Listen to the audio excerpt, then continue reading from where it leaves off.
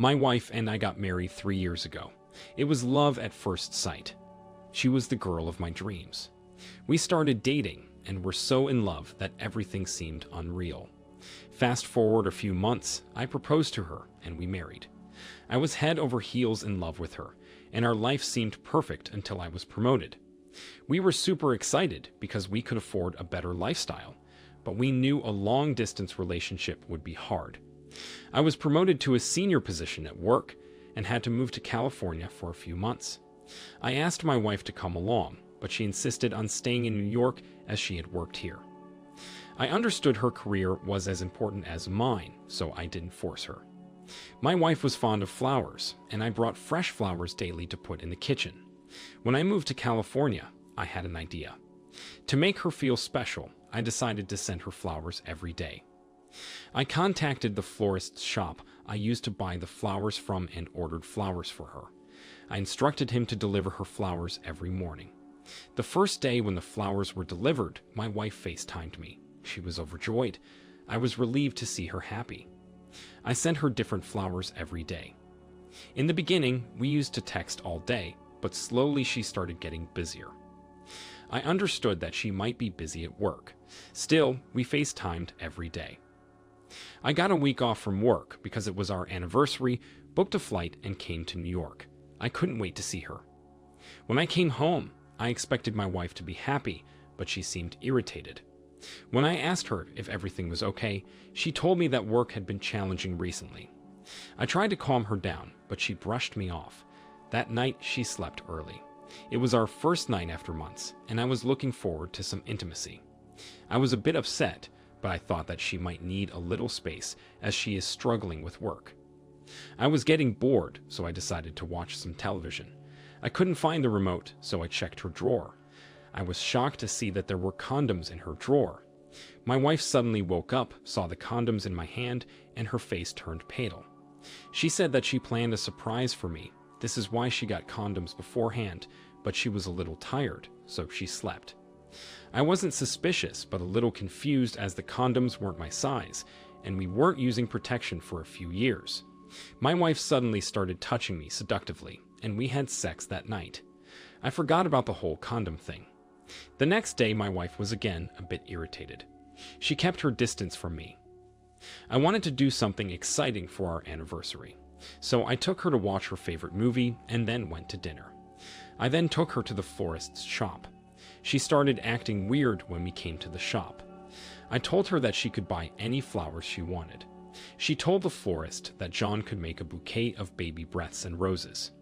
It was a bit weird that my wife knew the florist's name because she said that she never came here. This thing was itching me at the back of my head. When we drove home, I finally asked her how she knew his name, even though she had never visited his shop. My wife was hesitant before speaking, which made me a little suspicious. She said that one day John came to deliver the flowers. This is how she knows his name. I believed her because there was nothing suspicious about this. The next morning when I woke up, my wife had already left for work. I decided to do the home chores today as she worked hard. I did all the dishes, made lunch for us, and then went to do laundry. There was a lot of laundry piled up. My wife has never been the person who liked doing home chores.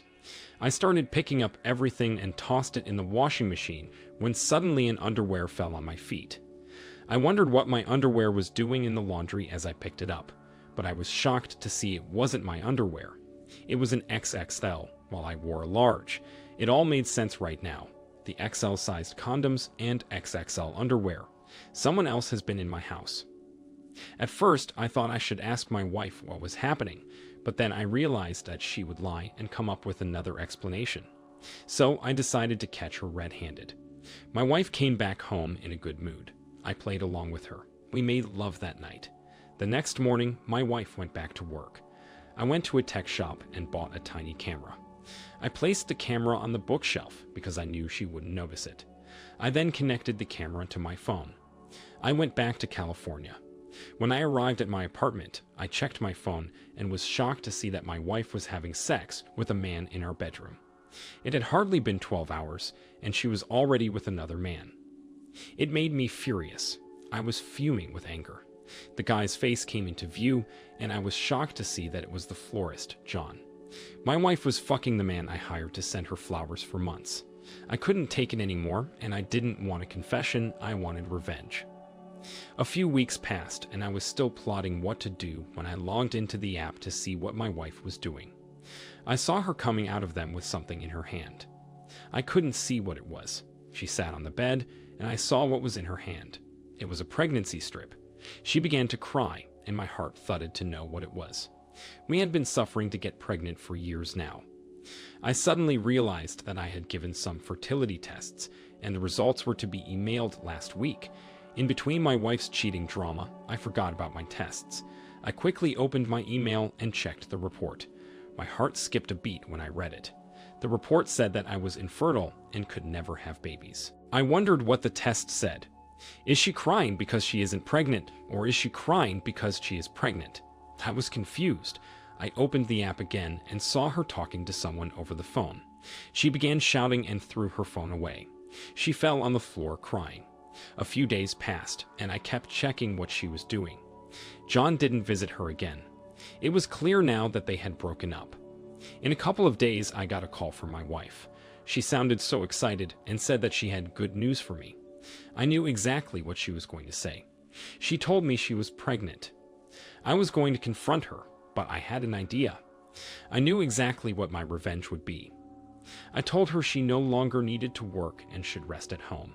She wanted to come to California, but I convinced her that it was important for her to be with family.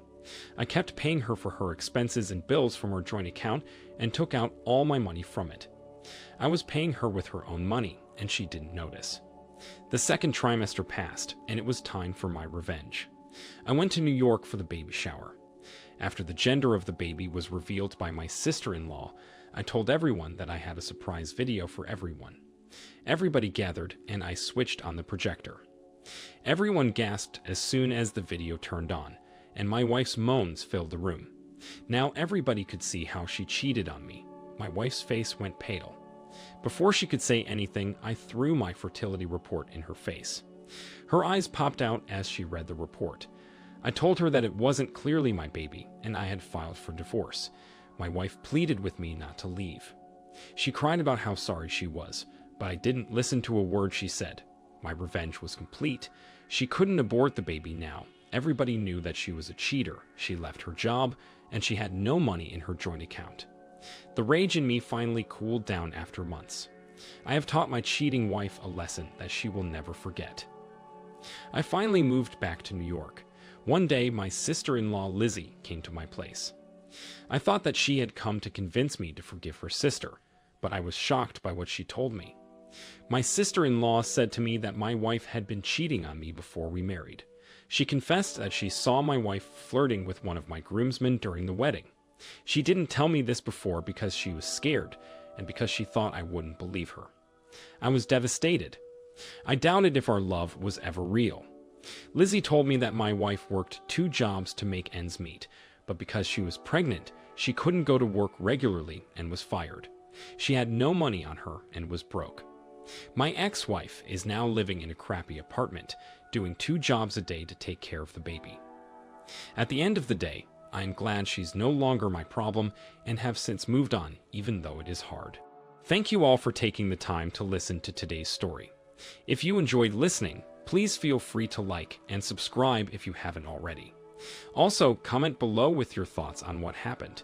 If there is a story you would like to share with me about your situation or someone else's, then please do not hesitate to contact me. Take care.